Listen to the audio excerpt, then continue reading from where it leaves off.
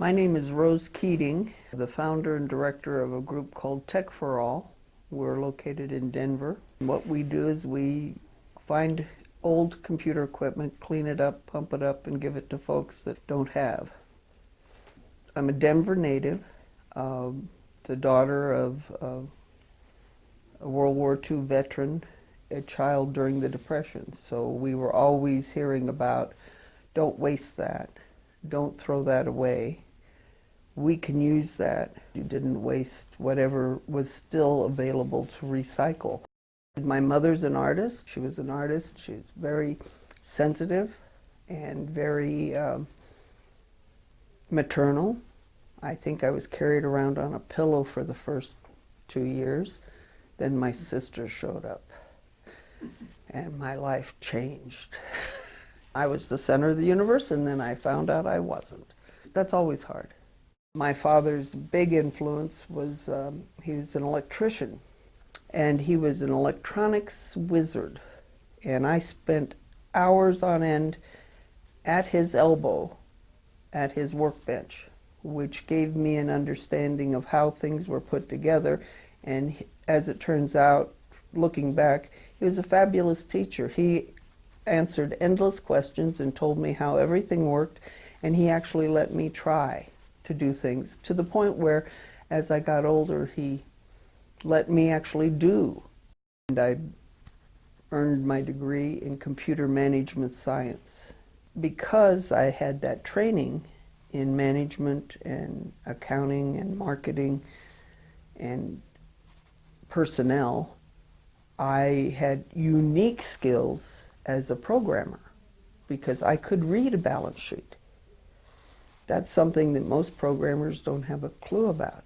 They were just a group of people who say, just give us the equations and we'll program accordingly. I did an awful lot of work in the shuttle program. I did a lot of work in oil and gas, and I did create the Keating companies. Right now I work for the federal government as a programmer, and I do database programming. That's not really that interesting or fun. I find it interesting because I'm a geek, but normal people wouldn't see that as fun.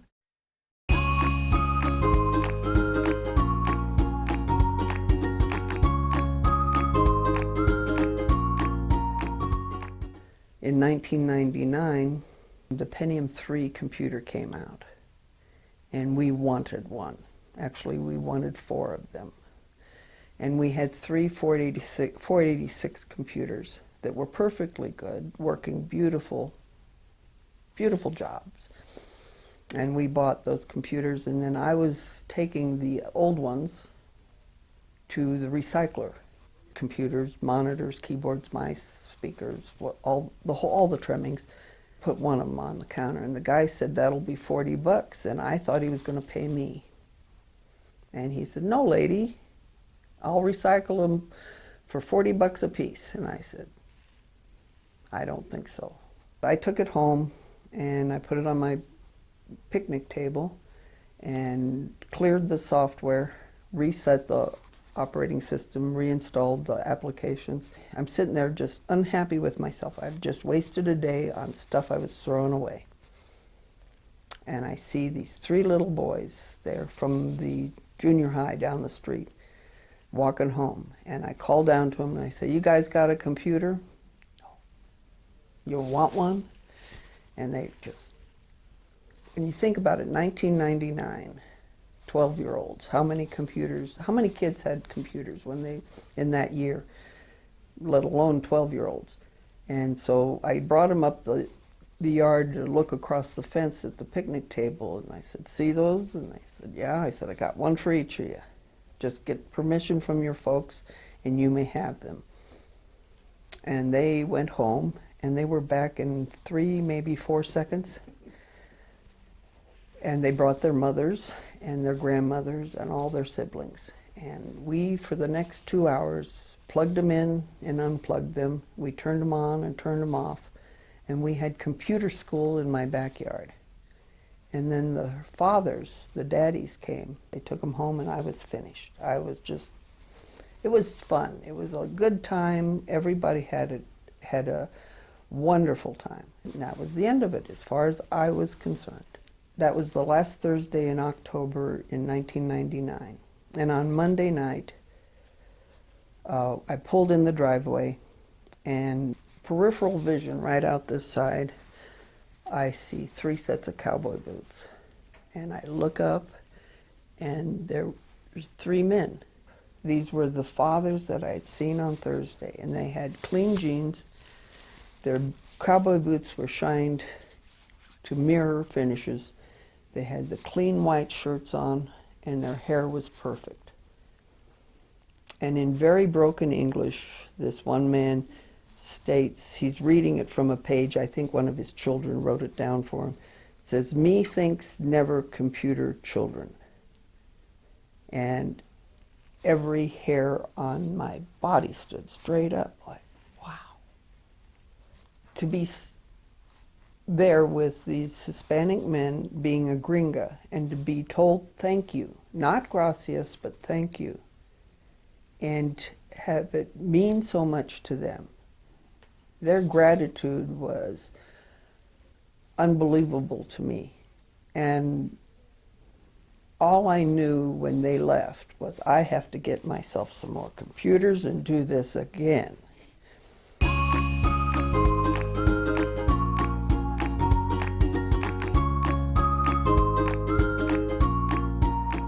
The true beginning of Tech for All came in 1986. I was in the Bear Valley Library using their database, and one of the librarians came by and she says, "You should be a docent." And so I became what they called it, computer station docent. And she lined me up with a librarian named Linda Metcalf. And she had just won a grant from the Colorado State Library, and she created a program called Seniors Online. And we got to see these seniors who had no idea what to do on a computer, plus they had no money to buy a computer, because that's why they're at the library. Mind you, this is before I gave the computers to the little boys, but it was in my head that there were people who could no way afford equipment. Computers were $3,000 and $4,000 a piece at that time. As the time wore on, people who took the classes that we taught as seniors found out I was giving computers away as 1999 rolled by, and they wanted a computer as well. And then I ran into entities that would allow me to have their equipment only if I was a not-for-profit. So I got my not-for-profit rating from the IRS. But as the time moved on, it was in my kitchen. After I used up all the space in my dining room, I had to move it to the garage. And then I used up all the space in the garage. But I ended up with a garage full of this equipment that nobody really wanted.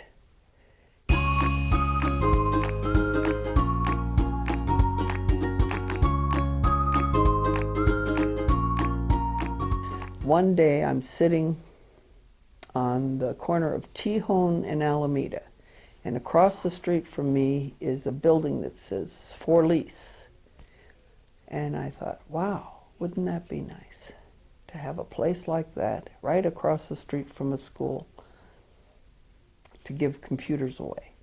But also thinking there's no way I can afford the rent because this is on Alameda. It's a very busy street. This property is very valuable. And I kind of gave up on the whole thought. And I was going down to what's called the Tech Center in Denver, which is about 15 miles south of where I was at the time, down the highway. And it's where all kinds of technology businesses congregated. And I get down to Arapahoe Road, and my phone is ringing. And I pull off, and I'm taking the call. And it's basically my appointment that I'm going to the tech center for is canceling. I look up, and the people who owned the property at Tejon and Alameda is the business I'm in the parking lot for in the tech center. And so there I am with nothing to do in the parking lot of the owners of the building. I just said, wouldn't it be cool? And in my mind, I'm thinking, well, I could go ask. Well, how are you going to explain it? How much money do you have to give for rent? You know, I'm trying to do all the math on this. Well, you don't have money to spend on that because you're spending it on the equipment. If anybody had had a camera on me in that parking lot, I got out in and out of my car, I think 5 times. But I finally got up the nerve to walk in, and I went to the receptionist and I said, could I please speak to Mr. Myers? And she said, well, he's here, let me find him. And so it takes about 10 minutes to find him, which means I've been trying to bolt for all 10 minutes. Plus, I don't have a business card. I have a pack of tiny Post-it notes that I wrote my name and phone number down on, just in case I got that far. And he comes up, and here's this man. He's just a genuinely big smile, big brown eyes, twinkle in them. And I tell him who I am, that I'm Rose Keating, and I live in the neighborhood by his old building. And I saw the for lease sign, and this is what I'm doing, is I'm taking old computer equipment and I'm cleaning it up and making it work and giving it to kids. He says, well, I can get behind that. And that's exactly how long it took. I can get behind that. He says, you got your card? And I said, no, but I got my number written on this. And he looked at me and he laughed. And he says, my guy Paul will call you this afternoon, and I want you to go meet him down at the building. And he'll give you a key and show you the code for the burglar alarm. And that was the beginning. This is August of 2003. At that point in time, I had given away 130 computers in town. The only caveat is I'm selling the building, as you know, and when you have to go, you have less than 30 days. I was in that location for 9 months. Mr. Myers basically showed me that there are kind people that can get behind a program such as mine. I met a woman named Kathy Emmons at this party, and she knew the girlfriend of a guy who might have some space in his building. And then this little voice on the phone one day calls. It's the 10th of August. She's just got the sweetest southern accent in the history of the world. And she says, my boyfriend has a building and I want you to meet him. Okay, what would be good for you? It has to be today and we have to do it within an hour. I am in my backyard cleaning up my garden. I am filthy. So I run in the house and throw off the clothes I was in and put on something else. So I'm driving over there thinking this is insane. And there it was, like an oasis, Artcraft signs. And we walk inside and I automatically identify the guy in there as her boyfriend. Wrong. That's the son of the boyfriend. Then Tom Gamble walks in and he looks at me and shakes my hand, and he's got that same twinkle that Mr. Myers had in his eye. And they take me to the back corner of this building that we're in, and it's sitting in about 4 inches of water. And Mr. Gamble turns to me and he says, how about this? And I said, well, if I put everything on pallets, I think I can do it. And he looks at me like, So we walk back through the whole building again to the other side, and we walk into this room that is carpeted, maroon carpeting, painted walls, has a credenza down the center, like a counter, and it's 35 feet by 30 feet square. And he turns and he says, how about this? And I said, oh, this is too nice. And he just, this is far too nice for what I'm going to be doing. There's a little powwow that occurs between David and Tom Gamble. And so they take me around the corner into this room, and honest to goodness, it's got a tile floor. It has an electrical outlet every 6 feet. It has fluorescent lighting so that there's no shadows in this room at all. And he says, how about this? And like Goldilocks, this would be just right. And he laughs at me.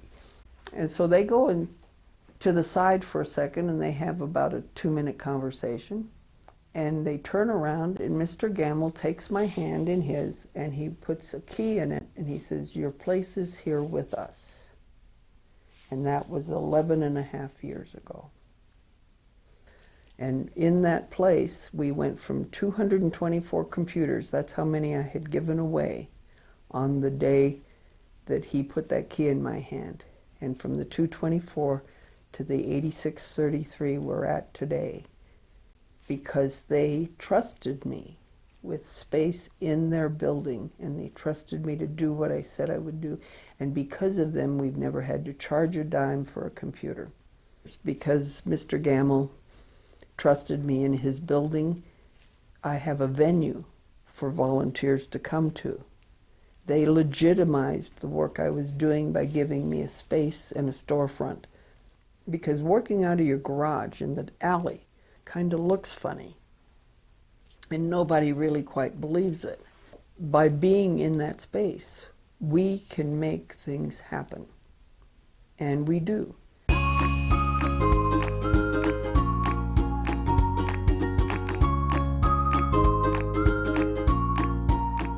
August of 2004, we walk in there, and I'm putting it together in my mind, what do I have to do to make this right for Mr. Gamble and his son, and what do I have to do to draw volunteers? How do I promote this, and how do I deserve it, and what do I have to do to make this happen, and keep my job, because I'm still working.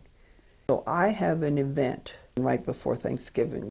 The people who come to the event are everybody that I worked with at the library, including Linda Metcalf. And she has 100 questions. So she leads the presentation through her questions. And out of that event, I end up with 10 volunteers. Now, whoever thought you could close 10 people to do something for free in one single event? And I'm happy to say that Linda's still with me. And she actually handles all the adoptions of equipment. She's the adoption manager. So she's been with me for 8,400 computers.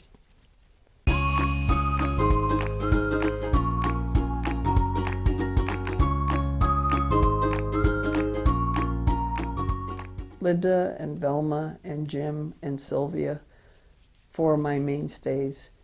There's several people who have passed away since then that were at that event who were also volunteers. But from all of those people came more volunteers, and I'm happy to say that I have about 35 active volunteers right now.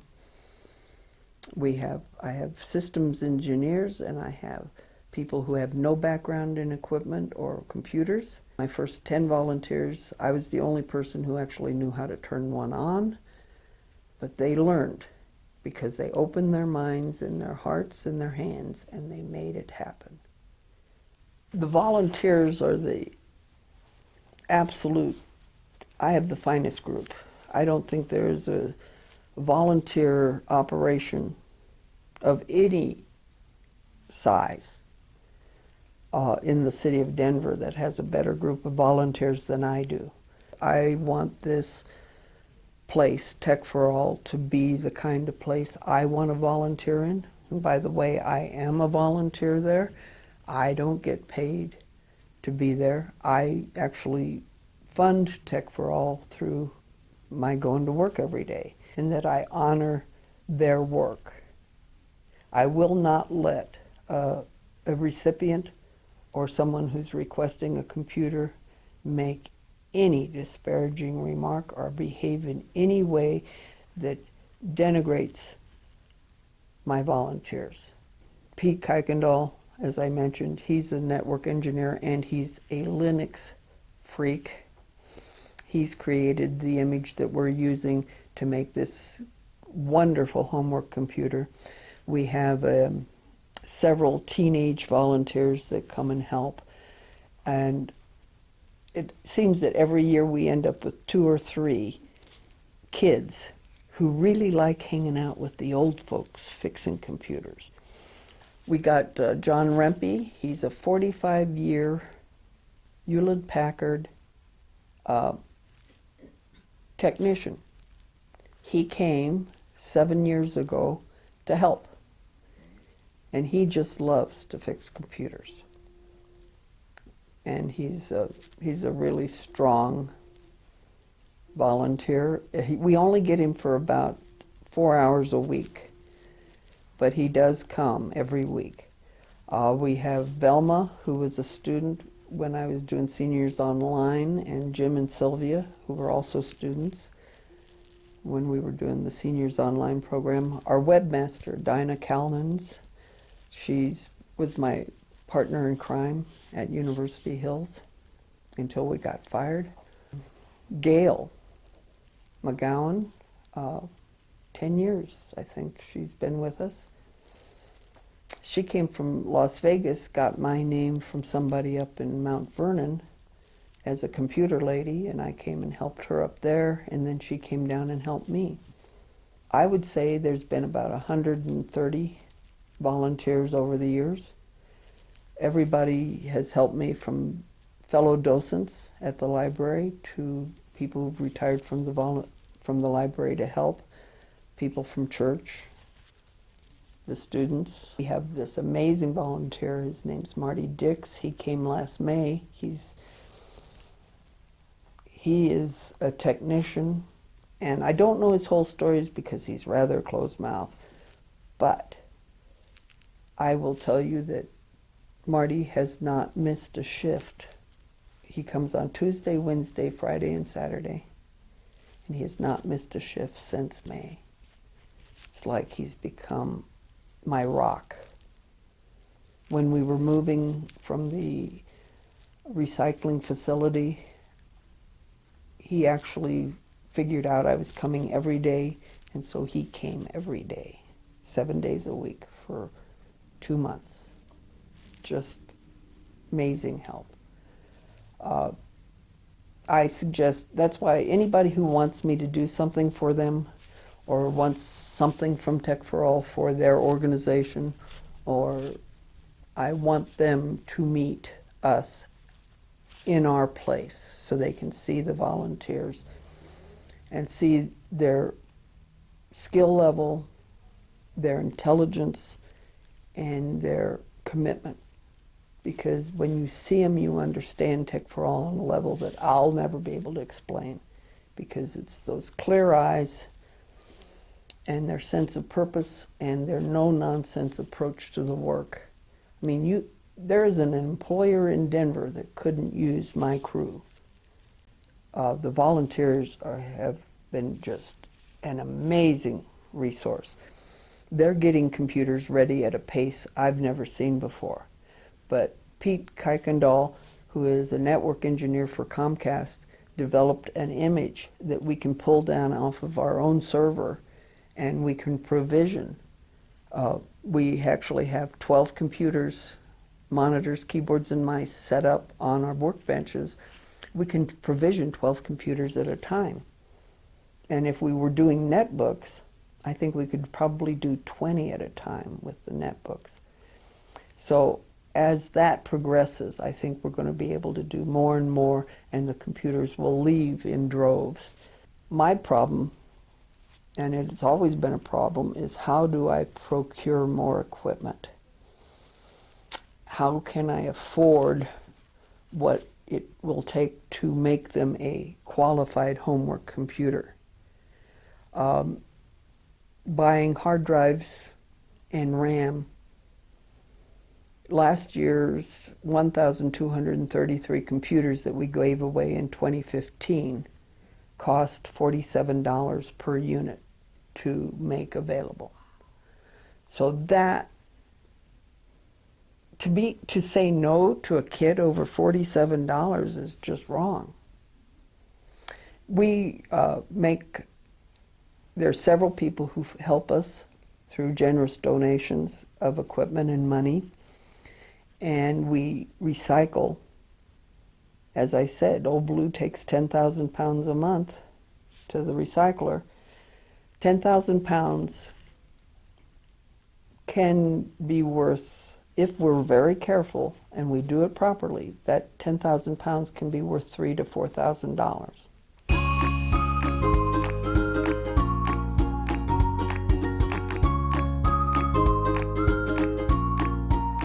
Saturdays are the best days to hang out at Tech for All because that's the day that computers are given away. But on Saturdays, we have the room set up. Every one of the computers that are ready to go home are plugged in and turned on. And that way, every recipient sees that the equipment works. The mouse works, the keyboard works, the monitor works, and the computer works. And they come in because they have a reservation and an appointed time, and we show them their equipment. The story about what happens when you graduate gets told, and we also walk them through how to service, update their equipment themselves. Since '06, I think it's been, we have one of the best educators in the Denver area. She is the principal at Littleton High School. She showed us what we needed to do to make a computer a homework computer. We came up with an equation because that's what computer programmers always work from, is an equation. So we have one computer plus one kid plus some education equals success. And to get a computer from us, our rules are simple. First off, let's take a look at the equipment. It's used. It's not fresh. It's not sparkly. It's not state of the art, but it is working. We are very conscious of that this computer needs to do homework. This is not a toy. It's not for entertainment. We want our equipment to go to a family that doesn't have anything and has never had anything. There is nothing that is fatiguing about the act of giving a kid a computer, of changing the situation for a family. There is no fatigue in that. Watching a family walk in and seeing the kids doing the eyes, like, where are we and what's really going to happen? Because is this real?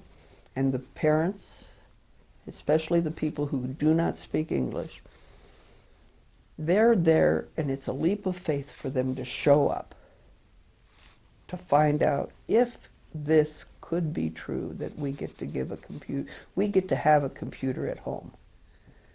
And that's the fun part. Please take it home, enjoy it, use it, and get your children to graduation. Because when you do that, you can come back here and we'll give them the best laptops we have. And that's who gets our laptops. Every family can have a computer, a monitor, a keyboard, and a mouse. But once they get to graduation, they get to choose. I'll give you the best laptop I have that day.